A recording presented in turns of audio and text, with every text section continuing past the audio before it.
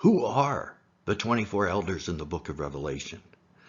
They're certainly one of the most mysterious groups in the entire book. And they sit before the throne of God the Father. Are they angelic beings, Christians, Jews, or even something else? There are all kinds of theories. That's what we're talking about today, and we're starting right now.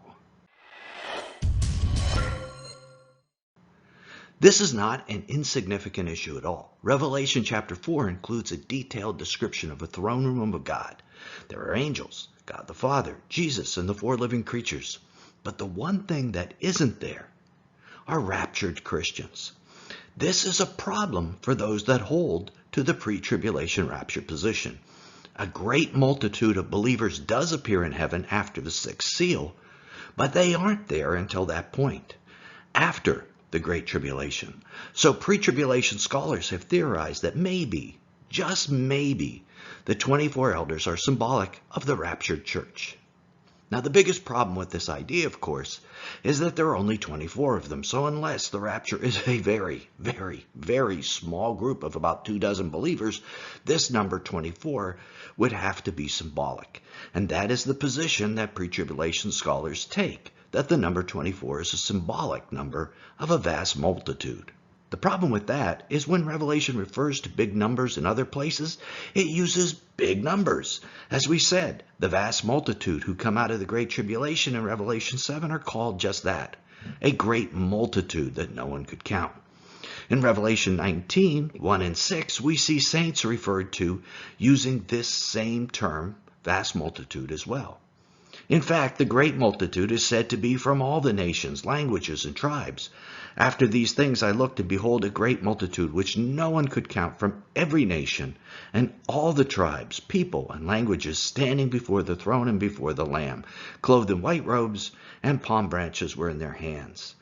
Earlier in Revelation 5, we see many of these same terms mentioned. Worthy are you to take the scroll and to break its seals, for you were slaughtered, and you purchased people for God with your blood from every tribe, language, people, and nation, same terms. Jesus is deemed worthy to open the scroll because of his sacrificial death, which brought this exact multitude into the kingdom of heaven. Yet, no similar statements are made about the 24 elders. In Revelation 5:11, John refers to the number of angels as myriads of myriads and thousands of thousands. Again, this isn't a small or symbolic number, but a large number. In fact, there are probably no symbolic numbers in the book of Revelation. There's 7 seals, which are exactly 7. 1,000 years are exactly 1,005 months, but the locusts sting the unrighteous are exactly 5. All the numbers seem to be exact. And why would 24 somehow refer to the church? The number isn't found anywhere else in the New Testament, except in regard to the number of elders here in Revelation. It is found in the Old Testament now in regard to the number of courses or groups of priests, and this may be relevant, as we'll see later. But the reason the 24 elders are sometimes thought of as the church is that they look like humans in resurrection bodies. Around the throne were 24 thrones, and upon the thrones I saw 24 elders sitting, clothed in white garments, and golden crowns were on their heads. Although the angels and humans wear white garments, these wreath-shaped crowns, or in the Greek stephanos, are found only on humans. Stephanos is the type of crown given not to someone who reigns or rules, but to someone who overcomes or is a victor. Paul speaks of these same Stephanos crowns throughout his epistles as the crown of glory, the crown of life, the crown of righteousness, etc. They are given to humans who overcome. Other scholars point out that these elders may reign upon the earth in the millennial kingdom. Here's what the elders say in the throne room of God. You have made them into a kingdom and priests to our God, and they will reign upon the earth. Now that's the NASB translation. The KJV, or King James, says that we will reign upon the earth, referring to the elders themselves. Now, interestingly, this is not a translation difference. The underlying Greek word is different between the two Greek texts that the translation are taken from. So we really can't analyze the translation to see which one is right. It's whatever Greek text you trust. And this matters because if the elders reign upon the earth in the millennium, that would mean that they were most likely humans. And that wouldn't make them necessarily the church, however. It is possible, even likely, that they could be other humans. Now, how in the world is that? What other humans could be in heaven ahead of the church? Well, at the time of Jesus' resurrection, a number of Old Testament saints were resurrected also. And behold, the veil of the temple was torn in two from top to bottom, and the earth shook, and the rocks were split, and the tombs were opened. And many bodies of the saints who had fallen asleep were raised. And coming out of the tombs after his resurrection, they entered the holy city and appeared to many. So after Jesus' resurrection, many saints were raised and entered Jerusalem and were seen by many people. What happened to these saints after that? Did they die again immediately? Did they follow Jesus' disciples? Or were they raptured with Jesus back into heaven? We aren't told. This ministry thinks that the most likely possibility is that they were raptured into heaven with Jesus for the very reason that Scripture is silent on their fate.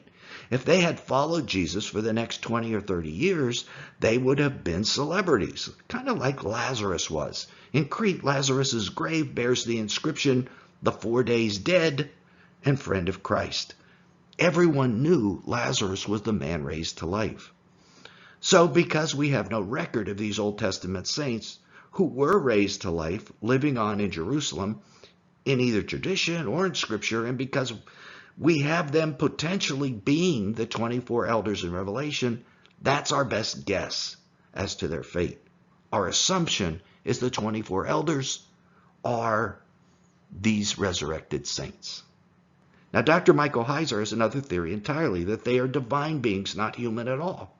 That they are the sons of God seen in Genesis 6, Job 1, 2, 38, and in Psalm 82.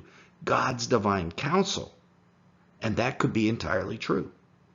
What supports his idea is that this class of being isn't seen anywhere in the heavenly scenes in Revelation if they aren't the 24 elders.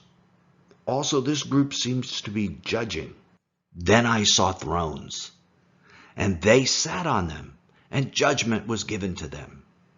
Would the saints resurrected with Jesus be given the right to judge? Well, maybe, maybe not. So that supports Heiser's idea. However, the fact that they wear overcomers' crowns, the Stephanos crown, makes it less likely that they're divine beings. And if the King James Version Greek text is correct, then it's also unlikely that they would be reigning on the earth. So the jury is out about who the 24 elders are.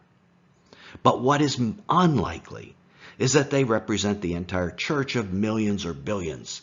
The raptured believers are likely to be the great multitude of Revelation 7 that's represented by a giant number, not by someone represented by a number 24. The 24 elders are found surrounding the throne of God. This area in the heavenly temple is equivalent to the Holy of Holies on earth, on the earthly temple that used to sit in Jerusalem. What most don't realize is that the earthly temple is an exact parallel to the heavenly one in many, many, many ways. Click right here to keep watching and find out about what we can learn about heaven from these parallels to the earthly temple, and it is incredible. Till then, this is Nelson, and I'll see you there.